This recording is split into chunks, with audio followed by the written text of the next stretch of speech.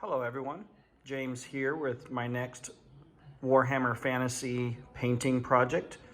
Here I have my Bloodthirster. Now as you guys can see, I have spent some time converting this. I used a base model from CreatureCaster and then bits from Games Workshop to make this Bloodthirster here. So you can see like the gray pieces are from Games Workshop, the white pieces are from CreatureCaster. You guys can find those online. And I wanted to show you guys that even with your centerpiece of your army, there's a way to get this done quickly.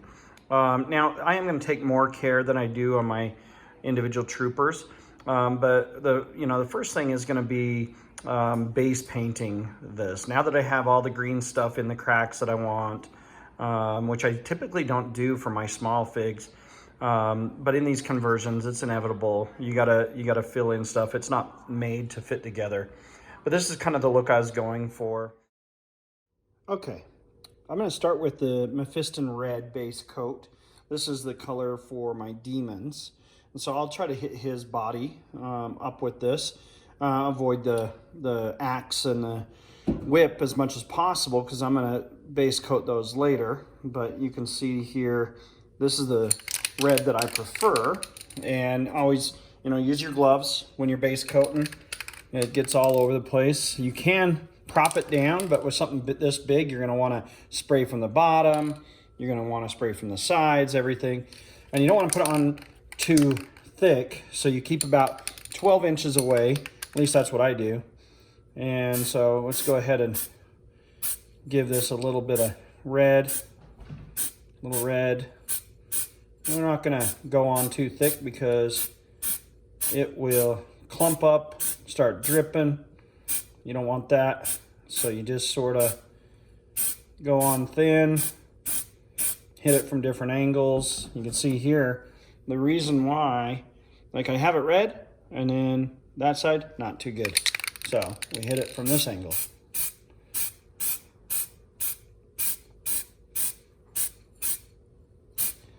From that angle. These models have crevices everywhere, and so you gotta keep looking.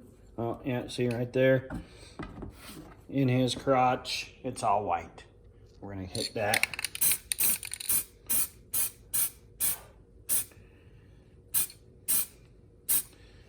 Now you can let this dry between coats if you're feeling like it's getting on too thick, and I may do that with this guy because I'm starting to see a pretty wet look to it that I don't like.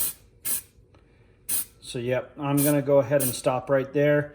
I'm gonna let this dry off where he's currently at, and I'll come and touch up the red when it dries.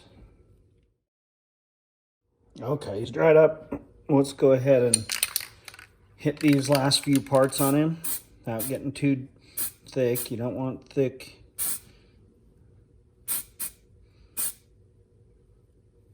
That's the top of his head and neck. Needed some. I like it to base up real nice.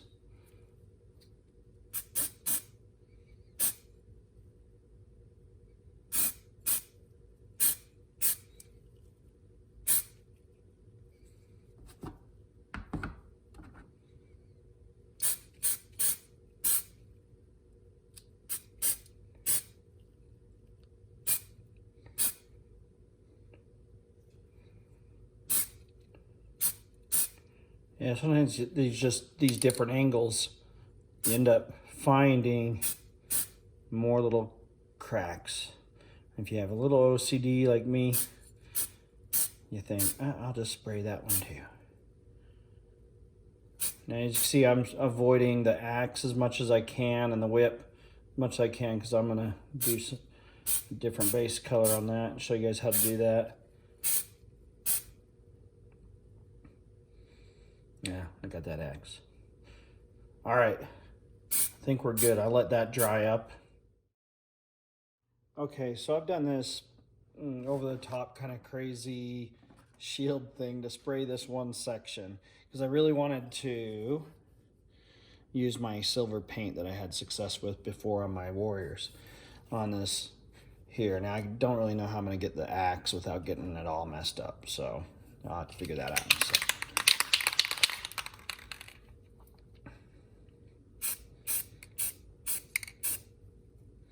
Ah, such a good silver. I love it.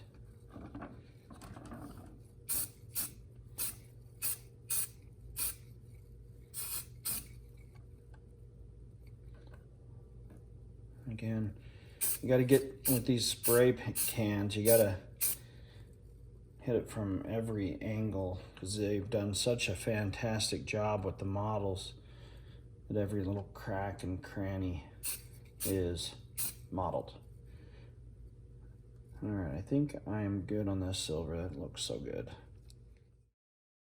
Okay, I've finished the silver. We did the spray on the whip there, and then I went along and did like all the little chains, part of the axe that I want silver. Then, you know, sort of just kind of went around, and I wanted to show you guys, when you're doing these first layers, it doesn't matter if you mess up, like right there. You can see there's areas, it's blotched on there.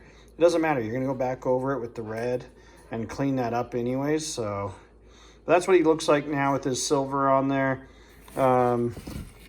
So the next thing is, I'm gonna use this Balthasar gold, and I want to do the rest of these little metal things, his medallions or medals that he's been given, you know, these little, let's see, little spots. Probably end up doing maybe the end of that thing in that gold and the shaft on that. So I'll go around and kind of put the gold on. Looking at maybe making his horns that gold color on his head anyways, not on his body. We'll see how that looks. But yeah, again, with this gold, you're just gonna kind of blotch it on, you know, try your best to be clean about it, but it doesn't matter if you are, because you will end up going back over with the red no matter what. All right, with the gold done, you can see I did decide to put it on his horns. I'll have to blend that in a little bit.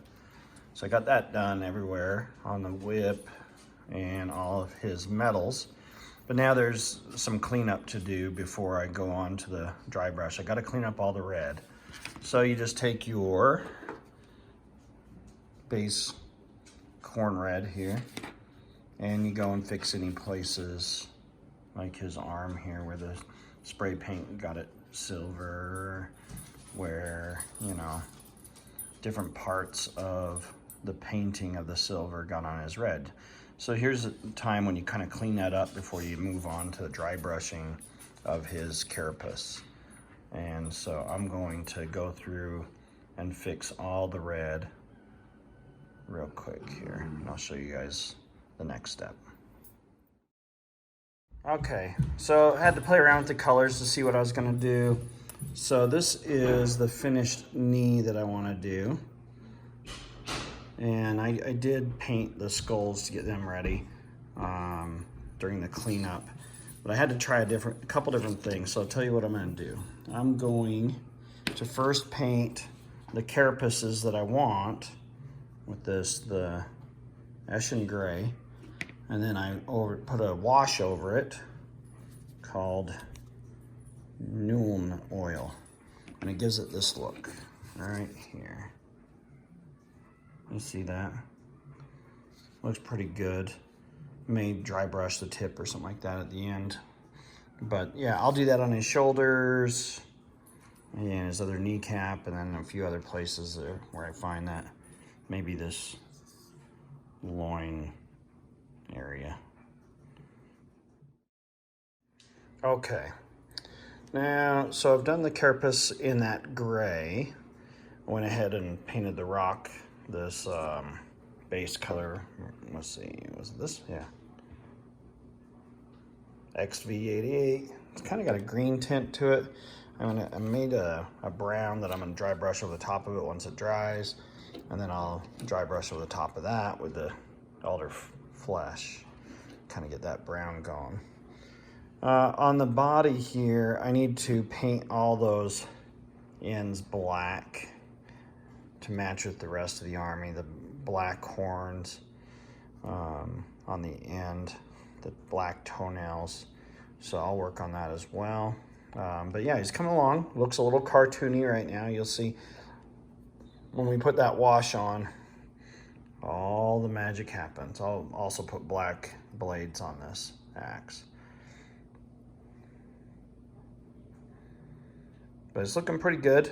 You know, I got all the carapace parts done, the sharp edges of his wings, and we're almost getting to the point to do the washes. I got to work on the teeth part as well.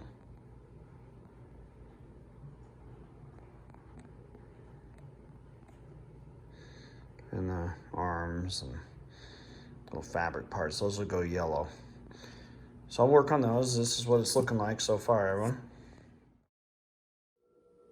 All right, so I've moved on a little bit here. Got the black done on all the little spiky bits.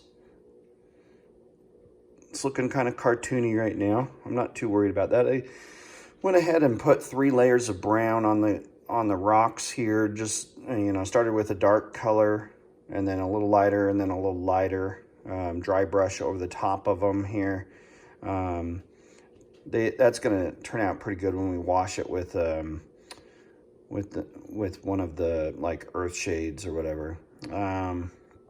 So as we look at it here, I still have to do the yellow on those straps on his arm, and on this right here I'm gonna do that yellow.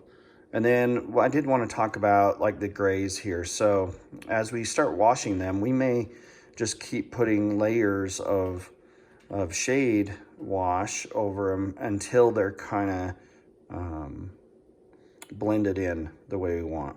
So this next step here, I'm just going to hurry and throw the yellow on there and then put the washes on. I'll show you guys how that turns out. Okay, so I've gone ahead and done 2 of the washes. I use this Nuln oil over the top of my gray. As you can see, that gets it closer to what I'm looking for. I want it to look black, but not wash out all the details. So I've gone ahead and did that on his legs. You see it's still wet. On the ends of his wings, it's still wet. And you gotta let this dry to put on any second coats to kind of get up to the darker. Now for the rock, I use this Agrax Earthshade. That is now settling in on the cracks. That's all wet as well. We got to let that dry. I haven't applied anything to the red yet, so you can see there's no details being shown there. When this dries, I'll put on a coat of the Seraphim. That is the color I've been putting on all my reds, and it ends up looking really good. As far as the shoulder pads and the ends of this, I'm going to put several coats of this shade until it kind of looks black. And this Seraphim is also the color that I use on all my silvers because I'm going for that sort of rusty look. Like if let me grab another model here. That rusty sort of patina look to the silver that this guy has. You're gonna get that from the Seraphim.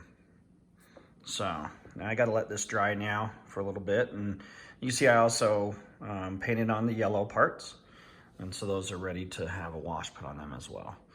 And then I'll make that fire look the best I can. I'm not too good at fire, but we'll give it a good go. Okay everyone, here is the final product. Go ahead and show you what I've done. Put a little white dry brush across those teeth, and then a dot of orange, and then a dot of yellow on top of that. Highlighted the yellow pieces again to kind of make them shine. This is the Nuln oil over the gray. End up looking great. And then here I have the Seraphim Sepia over the red, which gives his wings all that great detail. I went ahead and did my flames as well.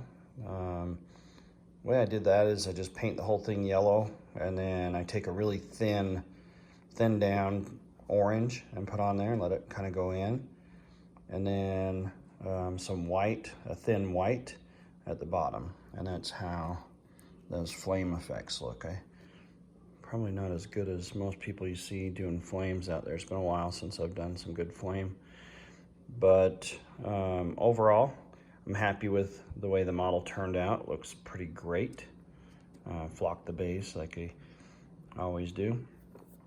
And so thank you for watching, and I'll see you guys in the next video.